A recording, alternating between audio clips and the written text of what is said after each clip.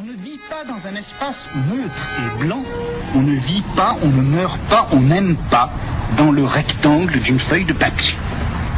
On vit, on meurt, on aime dans un espace quadrillé, découpé, bariolé, avec des zones claires et sombres, des différences de niveau, des marches d'escalier, des creux, des bosses, des régions dures et d'autres friables, pénétrables, poreuses.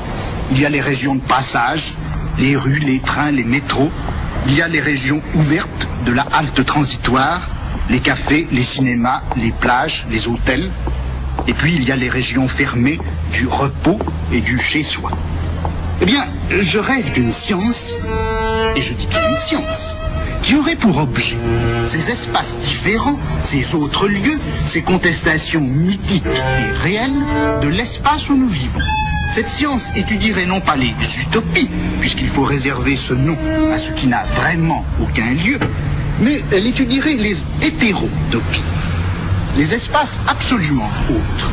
Et forcément, la science en question s'appelle déjà l'hétérotopologie, les lieux que la société ménage dans ses marges, dans les plages vides qui l'entourent. Ces lieux sont plutôt réservés aux individus dont le comportement est déviant par rapport à la moyenne ou à la norme exigée.